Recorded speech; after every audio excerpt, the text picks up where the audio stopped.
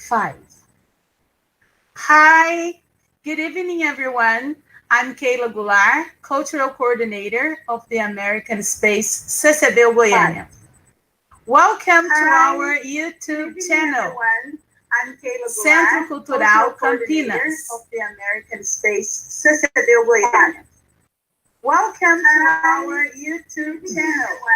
Centro Cultural. Here with us today, we have Centro Cultural Campinas, CCBEU Lins, and CCBEU São Bernardo do Campos. We are really honored to have you here with us today, and the theme is U.S. elections. Tonight, we will clarify all your doubts about the difference between the American election process and Brazil election process. We are really glad to have you here with us tonight. And now I'd like to call my friend Victor Rochetti, that will be the moderator, and he will introduce our guest, our special guest tonight. Victor, are you here with us? Yes. Hello, everyone. I think there's some echoing. Maybe somebody is watching on YouTube at the same time.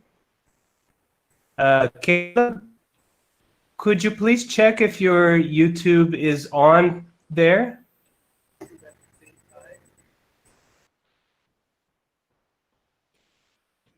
All right, okay.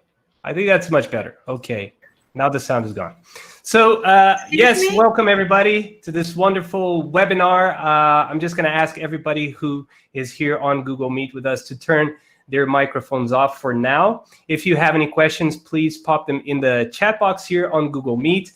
We will have a Q&A session after the presentation so that we can all share some ideas together.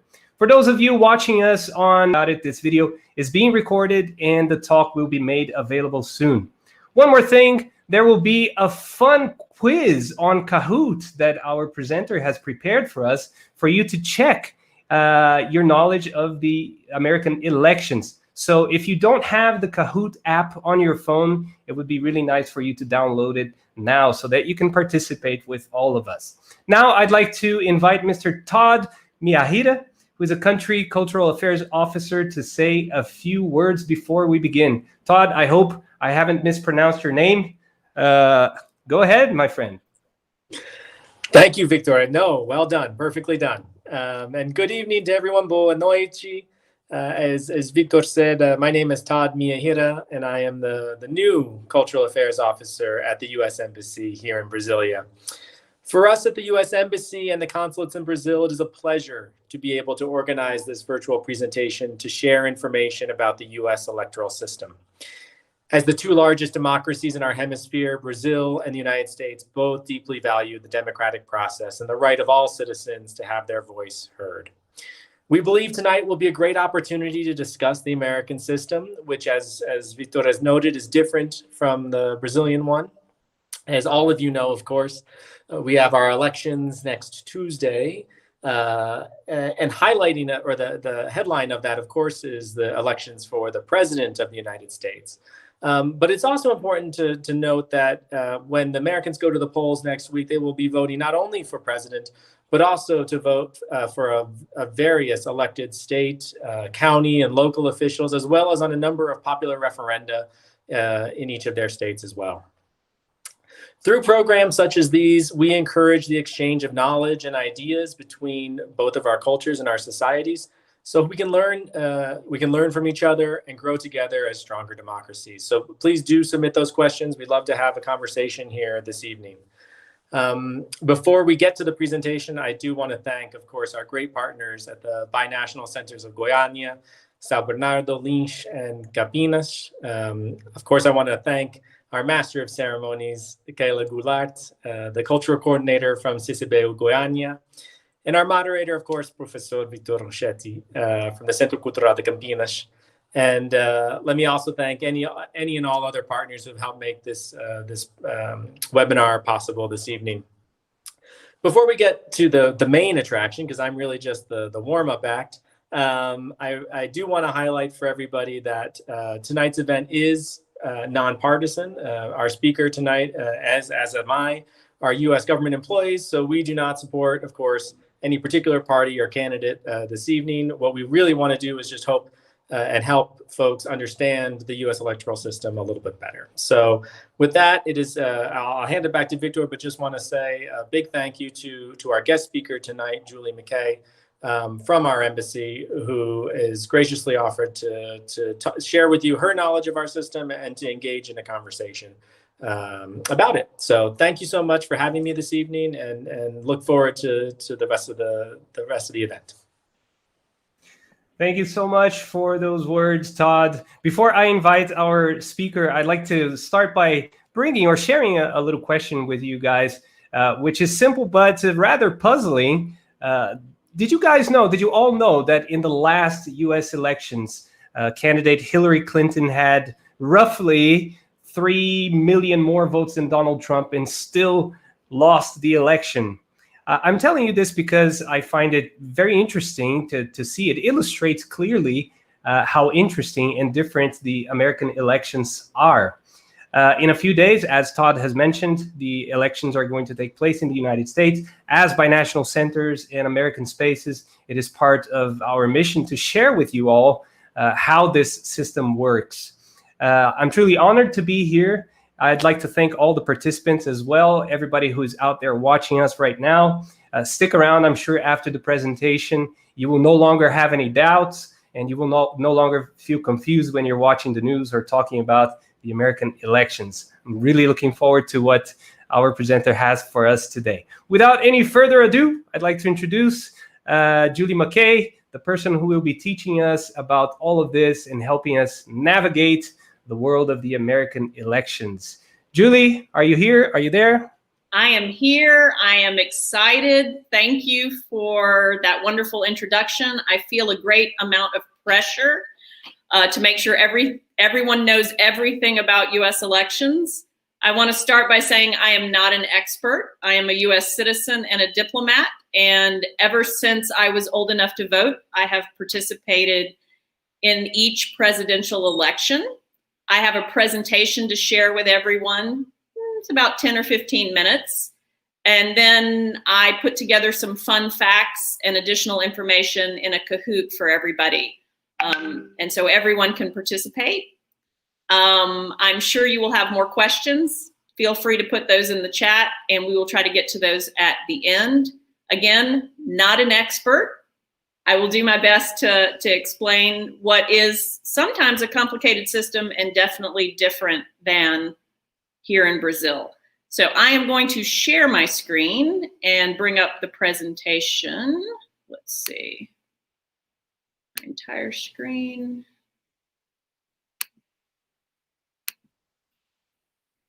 And is it? So once it takes my screen, I can't tell.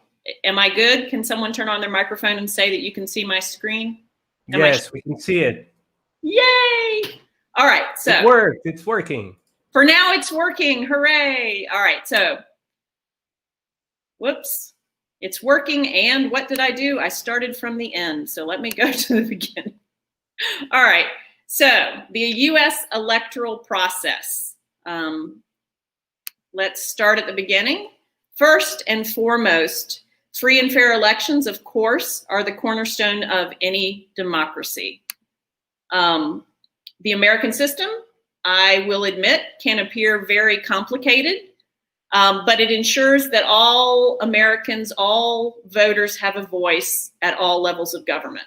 So I will try to help you understand how it works and then answer any questions at the end. So the U.S. Constitution guarantees that all U.S. citizens over the age of 18 can vote in federal, state, and local elections. As I mentioned, when I turned 18, I registered to vote, and I voted in my first election.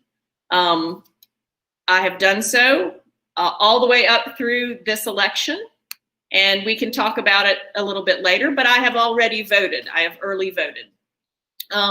Voting in the United States, it is a right, and it's not mandatory. It's not obligatory. That is one of the differences between Brazil and the United States. So in the United States, you are not automatically registered to vote. You have to make the effort to register yourself. And then you also vote, but again, it's not mandatory. And often they will talk about, you will hear numbers of registered voters and the percentage of turnout to vote. What percentage of registered voters go to the polls? And so I hear on the news that they expect to have a large turnout for this election. So when you hear the percentage, that is because not everyone has to vote. Those are the people who did go to the polls and vote. So which public officials are elected? So this is interesting. So each of the 50 states has its own constitution and its own rules for state offices.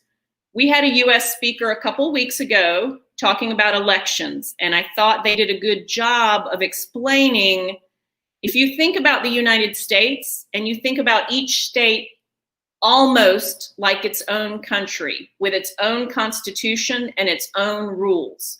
Of course, we're united under the federal government, right? It's the United States.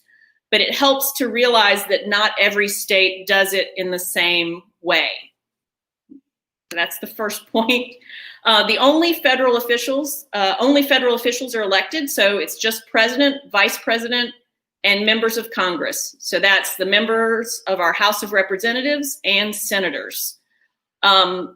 So we have 435 members of the House of Representatives, and each state gets one member of the House automatically, and then the rest of them are based on the population. I don't know how many people realize, but every 10 years in the United States, we do a census where we count everybody. That has just been completed, and that may change the number of members in the House. I believe our population has increased, and so I believe that number will go up because it's based on the population, which is counted every 10 years. We have 100 senators because every state gets 2 senators. All right. Technology. I clicked the wrong button. All right, what about Congress? So I've said some of this. So we have the House of Representatives and the Senate. I've already told you some of this. So each of the 50 states gets 1 seat in the House, and the rest goes by population, which will probably increase after the census. And the Senate, again, 2 per state, and it's because they represent the whole population of the state. It doesn't matter how big the state is or how small the state is. Each one has 2 senators. When are elections held? Every 4 years.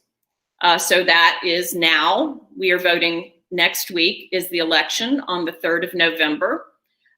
For Congress, senators serve 6-year terms, and members of the House of Representatives every 2 years. So president is 4 years, senator is 6 years, and a member of the House of Representatives 2 years. Many people wonder why it appears that we only have 2 political parties, and you could definitely say 2 major political parties, the Democrats and the Republicans. Why aren't there more small parties?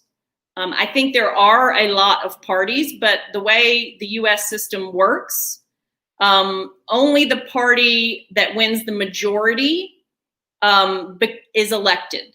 So to get a majority for smaller parties, it's much more difficult. So it leads itself to 2 major parties. And again, our speaker recently talked about the parties like they were brands.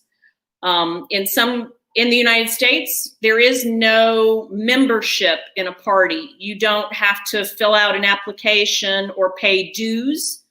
You just affiliate. You say, I feel more like I'm a Republican. I feel like I'm a Democrat. But it's something that you say yourself, and you can change it. So it's Our speaker talked about it like brands of soda. So like Coke and Pepsi. So some people like Coke better, some people like Pepsi, but you could change your mind and prefer one over the other. There are a lot of intricacies, but it's more of a brand than like you don't join when you're young and you stay that way your whole life. There's more fluidity between the parties and who decides which party they belong to. And of course, there are Americans who don't belong to either of the major parties. They feel that neither of those parties advance their own beliefs and policies, the things that they prefer. Some of the other parties might be the Green Party that kind of focuses on the environment. There's the Libertarian Party that is does not want big government and is more on individual freedoms and rights. So there are other parties, but it's difficult to win a big election because you're looking for the majority of voters. It is not a proportional system. So the winner of the majority takes the whole thing. How do we pick our president? How do we get the candidates? So during the summer of an election year, so that's say this year, over the US summer, the Northern Hemisphere summer, Republicans and Democrats have national conventions. You may have seen it. It wasn't that long ago.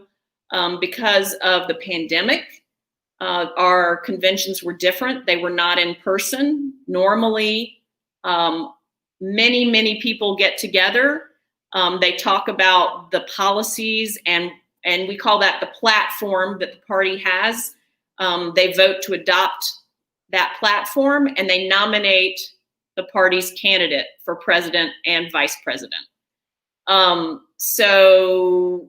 Parts of these conventions were done, some of them were pre-recorded, some of the main speeches were done in person, and then some were done via Zoom or Google Meet. So it was a very different kind of convention this year. Before all of that happens, candidates run in each state. They campaign and then they are running in primaries. It's a long and complicated system, I will admit that. So they were televised, these nominating conventions. Often before the convention, the public knows who the candidate will be for that party. That happened this year. It wasn't a surprise at the convention. Does the presidential candidate with the most votes always win? So this is one of the biggest questions we get. It's the Electoral College. The United States does not have a direct election. Instead, we have an indirect election, and it's so I'm trying to make sure I explain it well because it's complicated. It's in our Constitution, and the idea is individuals vote, and we have a popular vote, but the president and vice president are not elected directly by the citizens. Instead, we have electors, and the process is called the Electoral College.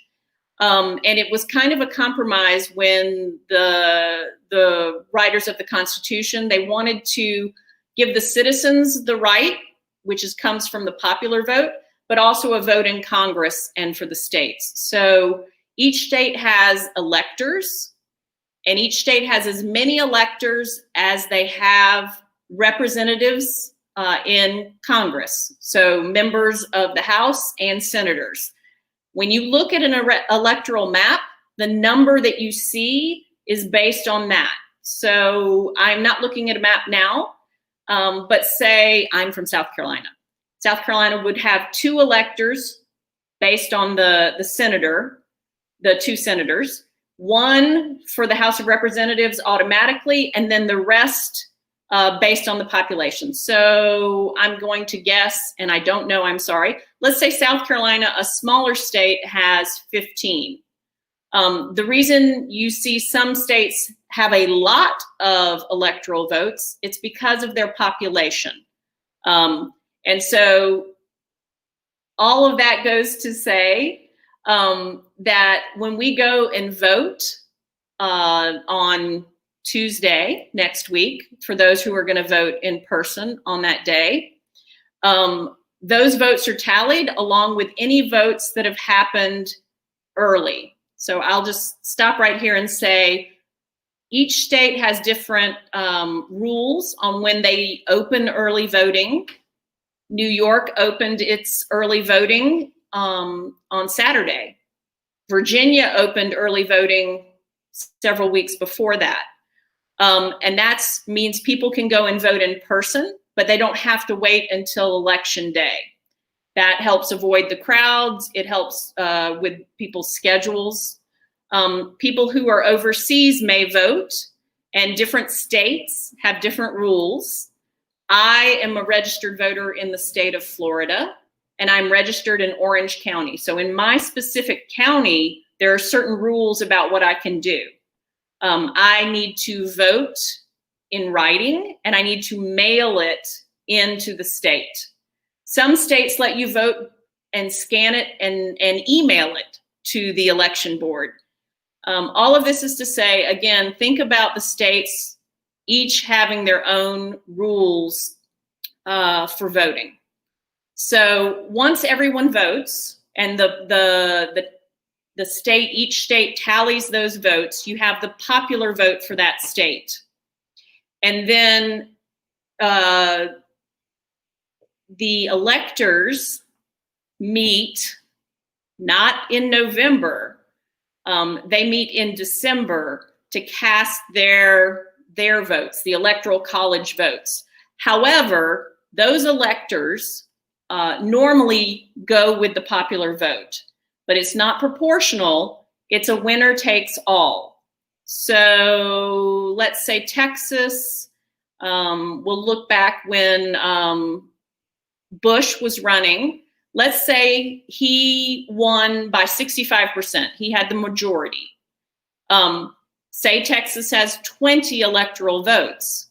All of those votes, all of them would go for Bush, okay? It's not like 65 would go for Bush and the other 35 for Gore. It's a winner takes all in almost all of our states. There are 2 states that don't do that. They do it proportionally. So when you're looking on election night, if you want to watch the US elections, and they're looking at the map, and you see the numbers, and you see them looking at numbers of states, you know, they have the polling, and the early vote count, all of that puts together, and they make a prediction on what a state, who will win in a certain state. And then you can see, say a state is going to go for Trump, you can see the number of electoral votes that state will give. And to win the presidential election, you have to have the majority of votes. And the magic number is 270. So what people are looking for on election night is which candidate gets to 270 electoral votes. This is very complicated. I hope that I've explained it so that you sort of understand where it comes in, the popular vote versus the electoral college. And so as was mentioned by Victor in advance, that it is possible to win the popular vote but not win the election because the electoral college and the electoral votes go for the other candidate. So it's happened 5 times in US history, 3 times in the 1800s and 2 times recently. Just as Victor said, Hillary Clinton had the popular vote. However, because of the electoral college and the way it's a winner takes all, Donald Trump won the election. It also happened in 2000. George Bush won with the electoral college votes, but Al Gore had the popular vote.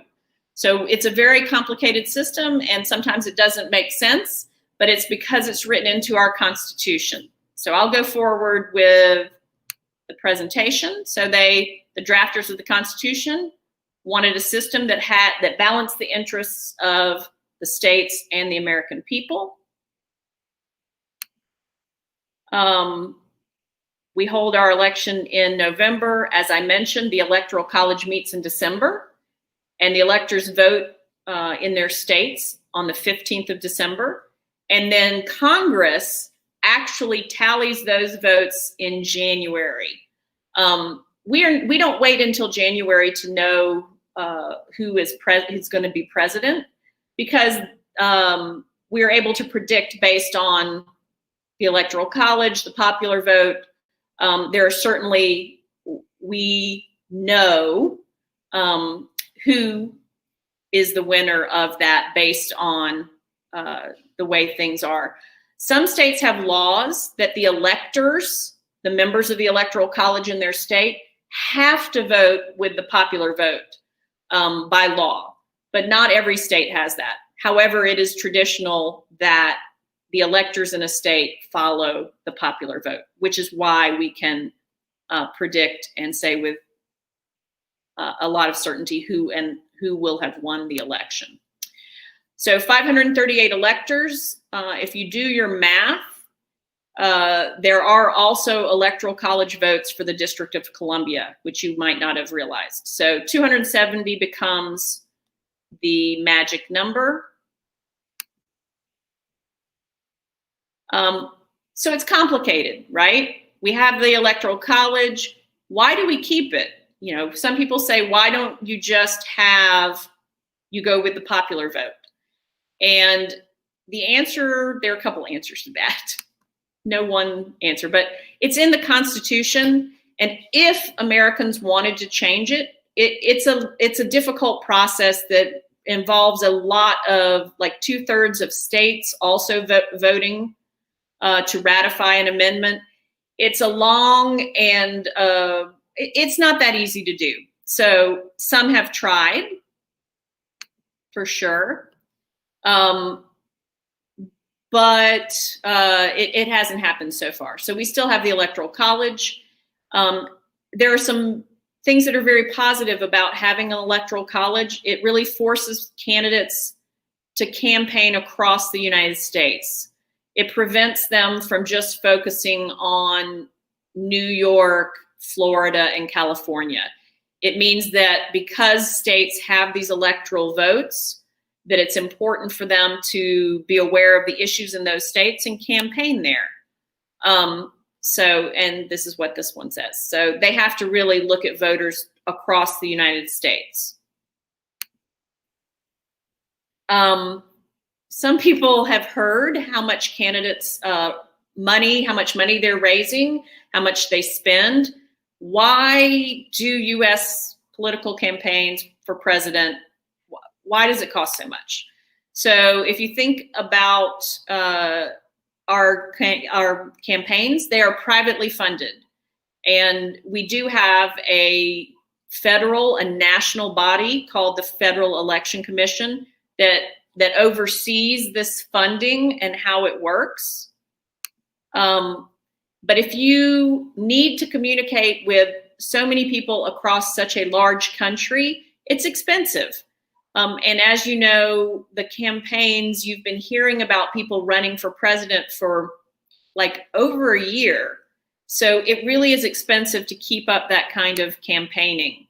And so you're not just doing it nationally, you're not campaigning nationally, but you're also doing it during the primary season when you want to become a party's candidate.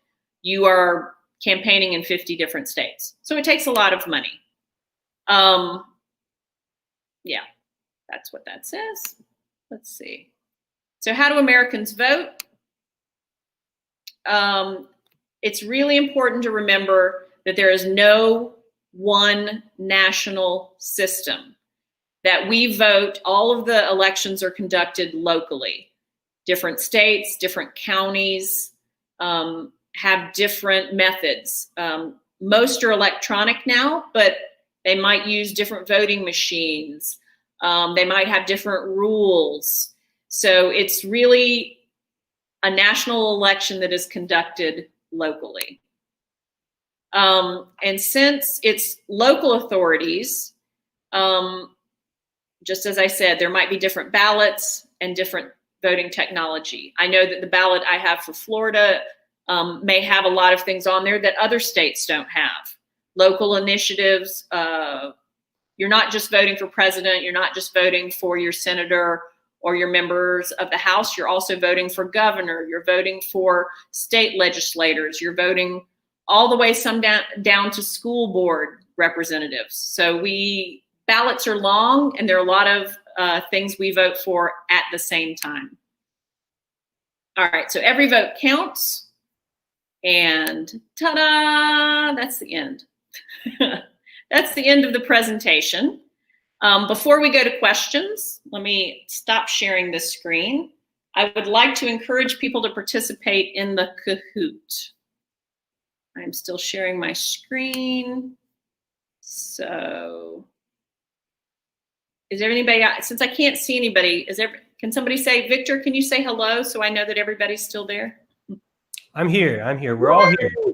Hooray. So if you are familiar with Kahoot, you can use the app, but you can also go on your phone to the website. I think it's kahoot.it, and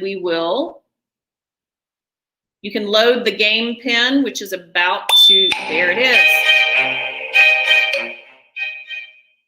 I will turn that down. All right, so does everybody see the game pin? I'm gonna wait for players to join. I hope we have a lot of players. It's more fun if it's interactive. Thank you, Alice, for joining. Oh no, I think Victor and Carl, some of these people know a lot about US elections and they're gonna do really well. Don't put any pressure on us. Ah, I know what I didn't do.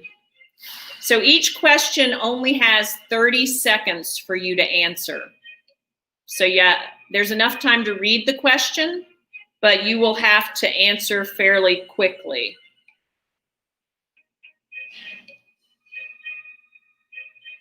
I guess I'll put myself in there too. No, yes.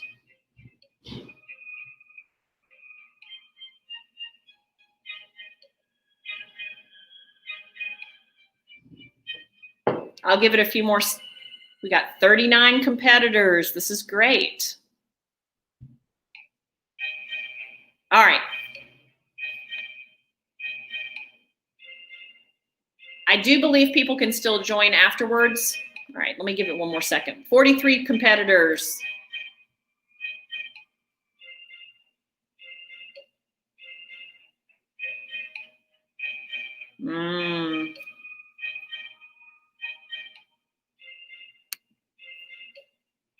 All right, when we hit 50, I'll go ahead and start so that we can we've got 12 questions. Let's see how we do. All right, first question.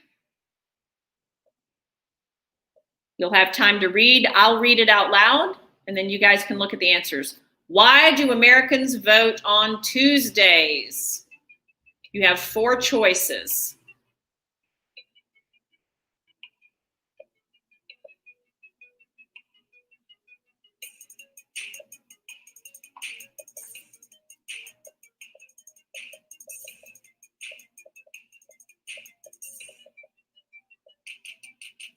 Seven more seconds. Get your answers in quickly.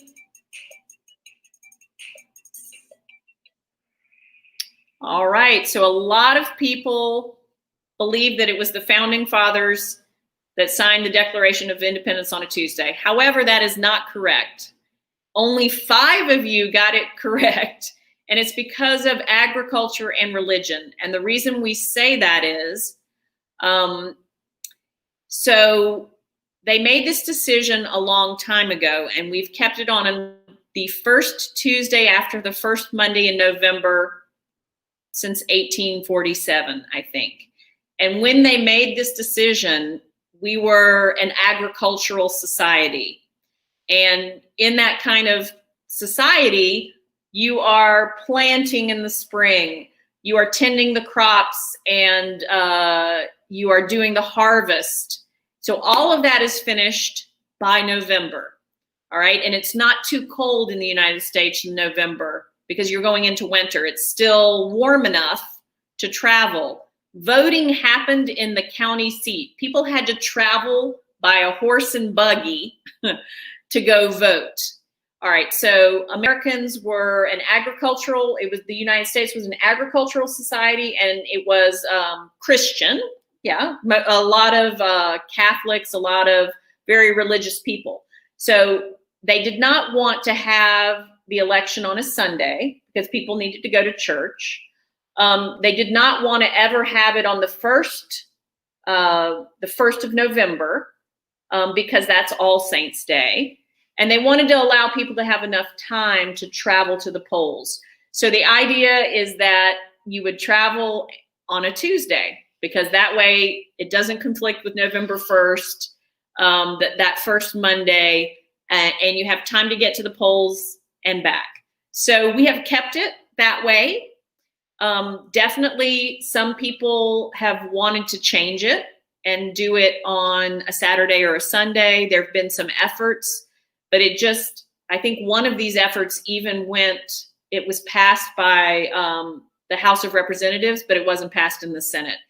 So maybe one day we'll change it and we'll vote on a Saturday or a Sunday. But for now, it's been a tradition since the early 1800s, and we vote on a Tuesday. It's the first Tuesday after the first Monday in November. All right. Congratulations to the 5 of you. Next question. Oh. True or false?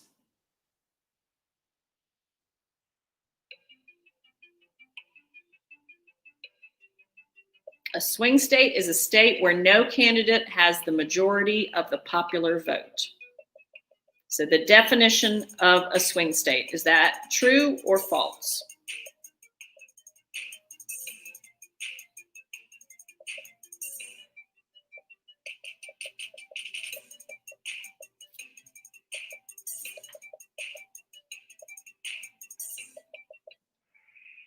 All right. A majority of people got that correct. That is true. A swing state is a state where no candidate has the majority of the popular vote. And swing means that it could go to either candidate or to either party. So yes, we are talking about two parties, the Democrats and the Republican parties. And when you look at a map of the United States, that electoral college map, let me see if I can share that. There you go. So if you're looking at this map, you see blue states that are dark blue. The idea is that means it's very firmly a Democratic state, and people would expect it to go that way on election day. Very solid red states would go Republican. Those that are brown are the true swing states that people can't predict which way the electoral college votes will go. And then you have the shades of blue and the shades of red, and that indicates how likely it might be to go one way or the other. So for example, if you look at Texas, it's a pink color, meaning it's just to the side of the brown. So there's a slight likelihood that it will go to the Republican side. So that's what people are looking at. You actually see the numbers there on the screen. You can see how many electoral votes. South Carolina, I said something like 20. Look at that. South Carolina only has 9 electoral votes. And you can tell the states that have high population, California, New York, Florida, where else am I looking that has a lot? Illinois, Texas. A lot of times those are, and especially the swing states, you have Iowa, Ohio, North Carolina, Georgia, and Florida are the places that people are going to be looking on election night.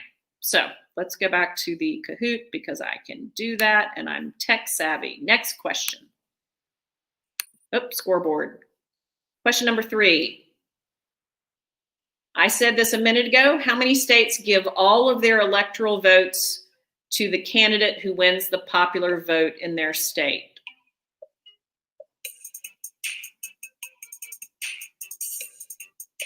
How many states are winner take all?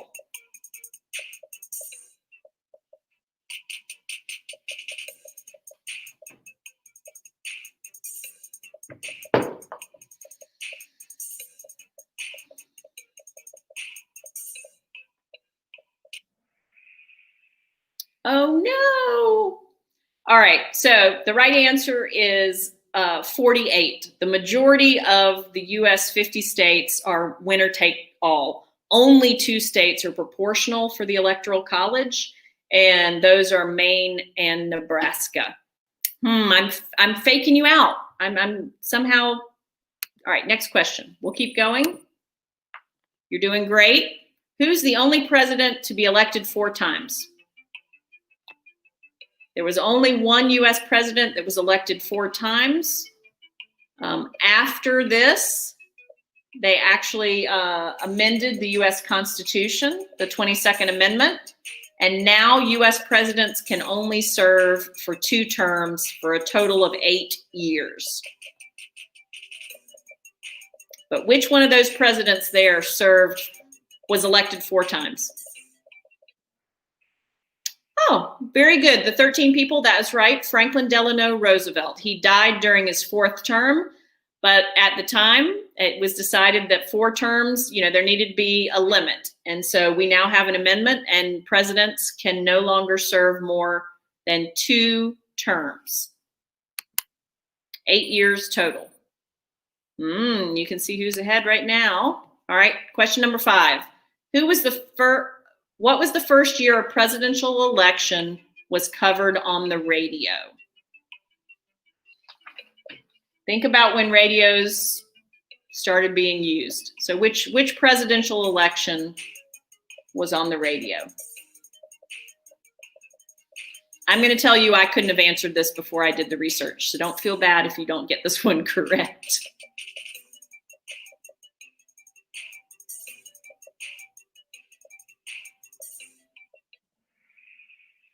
All right. Wow. A majority of people got that one correct. That is 1924.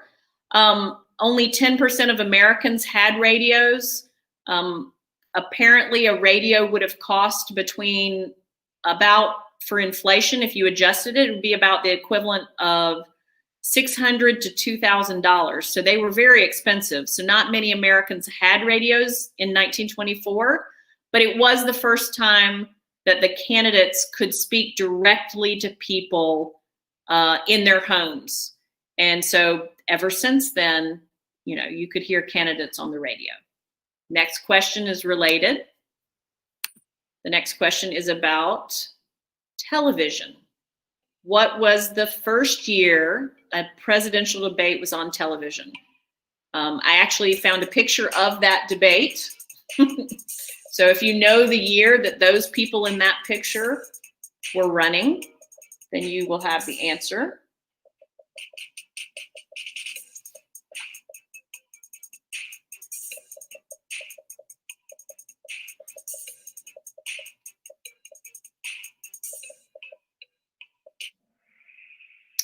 Excellent. A majority of people got that correct. That was in 1960, and the 2 candidates were John F. Kennedy and Richard Nixon. And what is significant about it being on television is the first time that somebody needed to think about crafting their image. And it actually made a difference that year. Richard Nixon had some knee surgery. He had been campaigning. On television, he was pale. Whereas John F. Kennedy had taken a break before the debate and he had been in the sun, he was tan, he was more relaxed. And those images made a difference. Before the debates, they were pretty much tied. And after that, John F. Kennedy, eventually he was elected that year. So apparently it was 16 years after that they waited to have another televised presidential debate for various reasons.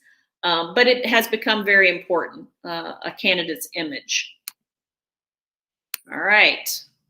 True or false? 1796 was the first U.S. presidential election that involved political parties. Is that true or false?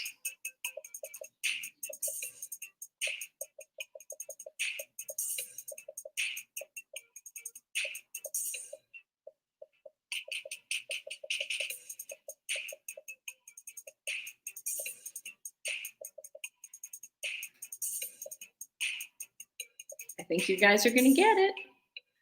Let's see. Oh, nope, that's true. That was about half and half.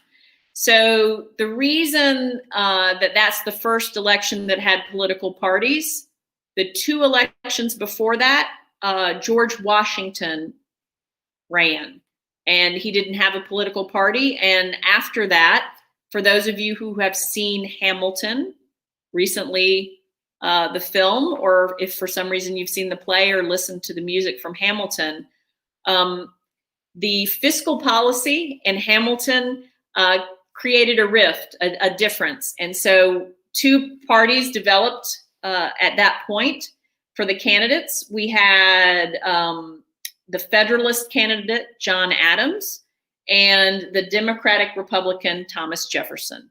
I think you know Thomas Jefferson is the one who won that. He is one of our founding fathers. So from that point forward, we have had political parties. 8 of 10. Who is the only U.S. president to serve as president and vice president without being elected? This is just a fun fact. I wouldn't say that you needed to, or you would necessarily know this, but you might. Which of these presidents was also vice president and was never elected?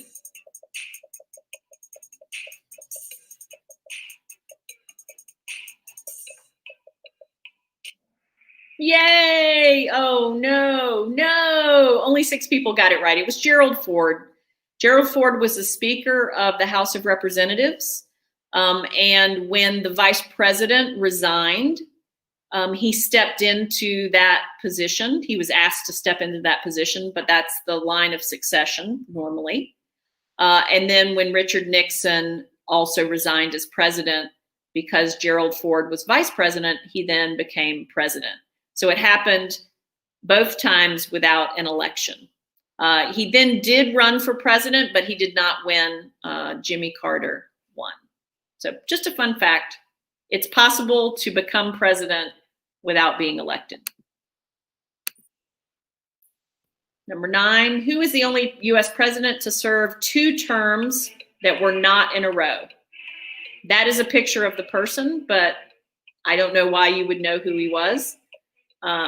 Just another fun fact that you do not have to serve 2 terms next to each other. You could wait and then run again. The total is 8 years and 2 terms. You can't do more than that, but they don't have to be together.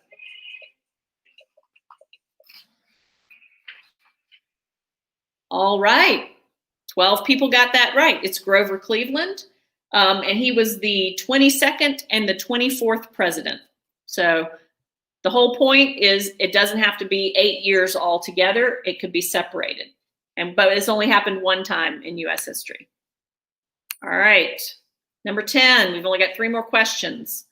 How many electoral college votes are required to win a U.S. presidential election? What is that magic number? We talked about the magic number. And that's what people will look for next Tuesday night as they start counting all of the electoral votes. What's the number that is needed to win? I know you're going to get this. I know. I believe.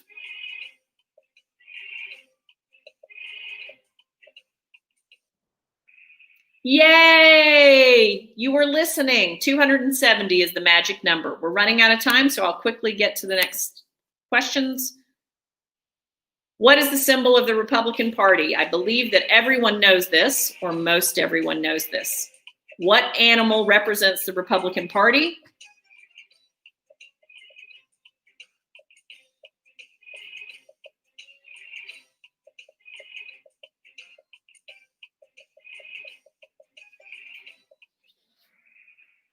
Yay, a majority got it. It's an elephant, definitely. It goes back to the 1800s to a political cartoon. And the same thing is true for the Democrats. That's the next question. It goes back to political cartoons. What is the symbol for the Democratic Party? Same choices.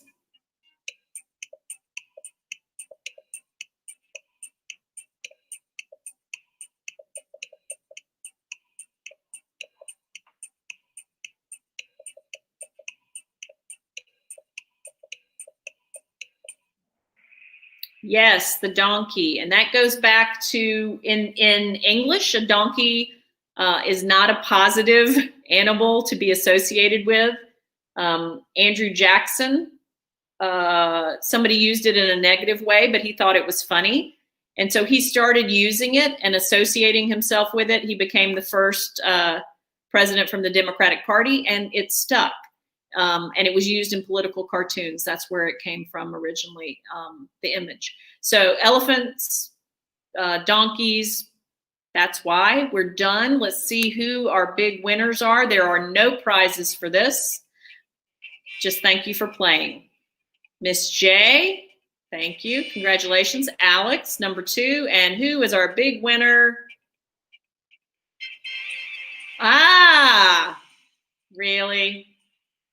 Congratulations, Victor, Alexandre, and I think it's one of our hosts here who is our big winner. Congratulations. All right, I'm going to stop sharing my screen if I can. Stop presenting. Maybe I've answered questions. I'm happy to stay longer. I know it took a long time to do the Kahoot. So, oh, Claudio, you're the big winner. Congratulations. But anyway, I'm open for any questions. I will do my best. I am not an expert. That's great. Wow, so many interesting facts, Julie. I particularly enjoyed learning about the winner takes all approach, and also very interesting to learn how image can influence people's votes so much. That was very exciting. I've learned a lot. You said you're not the expert, an expert, but I've learned more now than I have all my life. So thank you so much. So for those of you who are joining us now, we are talking about how the U.S. elections work. We're now going to move into our Q&A session. We don't have a lot of time, so I'm just going to pick a couple of questions here. Let me see what we got here. I have an interesting question here by Lucas Cruz. He asks, could you name any historical moment in which some of these minor parties that you talked about got into the spotlight? Has this ever happened?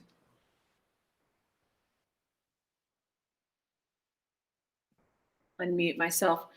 Again, I'm not a historian in that sense. In my lifetime, I do know that we've had an independent candidate that got a lot, that went very far, and that we heard a lot from, Ross Perot. And my dates are not perfect on that one. But as a wealthy business person from Texas, he ran as an independent candidate, and he went very far. I mean, he was like the third party candidate, and I don't know what percentage of the vote he got. Most often we hear about libertarians, and I mentioned the Green Party.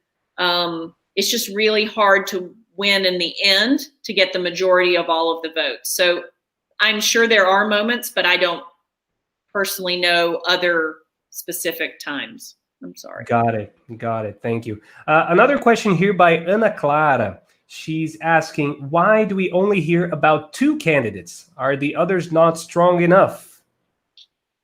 So when we start, I don't know if anybody remembers back in the beginning when people declared that they wanted to run for president. either as a Republican or a Democrat. They had debates for the primaries, and you would have, they had to divide it up, right? So the presumptive candidate was the president was running for his party. But on the Democratic side, we had to have different debates because there were so many candidates, you couldn't fit them on the stage at the same time. So yes, there are a lot of people that are running, but it's expensive to run. So once you make a decision that you're not going to make it all the way, you may drop out because it's just not worth it to spend the money. You go through the primaries, the states vote, and then they have their candidate. So it depends on who wins in what state, but as time goes on and more primaries happen, more people drop out, and eventually each party selects one candidate, and that's what they do at the convention. And then because we have two main political parties, we have two main candidates. That doesn't mean that on a ballot you might not have a third party candidate for president. We also always have the choice to write in our own person. So I could vote for Todd Miyahira if I wanted to write in somebody, but it would be very unlikely that a write-in candidate could win because they're not going to get a majority of the votes. So I don't know if that. Thank you. I hope that answers your question, Anna. Unfortunately, we are running out of time. If I could, I would stay longer here, but unfortunately, the time is up. I think I can speak on behalf of all of us here, Julie. Thank you so much for all the information, all of this knowledge. It's really wonderful to learn about all of this. It really helps us to understand how the system works. And now I think we can all watch the news and know what's happening, what's going on, and see the world changing just before our eyes. So interesting. It was a pleasure to meet you. Before I ask Todd to come back to say a few final words, I'd like to know if you have any final comments. I just want to thank all of you for being interested in our elections and the democratic process. Thank you for tuning in. We're doing several more of these kinds of presentations this week, so look for more opportunities if you'd like those. And I hope that if you're interested and you are watching next Tuesday, that you understand a little bit more about what's happening, especially the Electoral College. And when you look at that map, maybe it means something more to you now. But thank you so much, Victor. Thank you, CCBEU Goia. Thank you for everybody who has done this. It's been a real pleasure. Thank you, Julie, very much. I'm sure it will be much clearer now to understand. Todd, are you there? I was wondering if you could say a few final words as well. I'm here, and thank you very much for the opportunity. I want to once again thank Julie and thank all of our partners for putting on this program.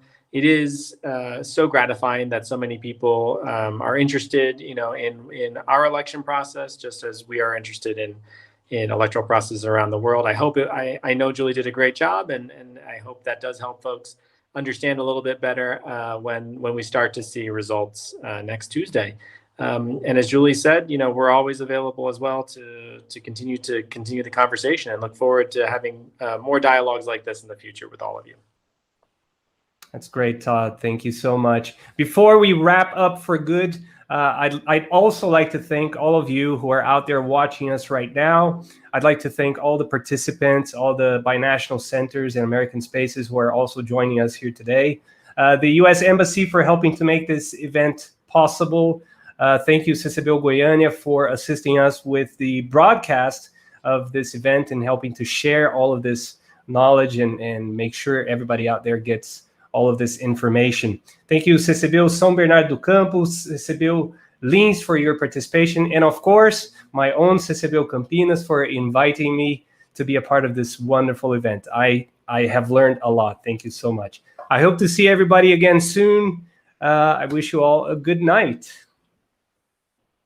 Hope to see everybody again soon. I wish you all a good night. Bye-bye. Good night. Thank you very much. Thank you all. Thank you. Good night. Thank you very much. Have a good night. Thanks. Thank you. Bye-bye. Night.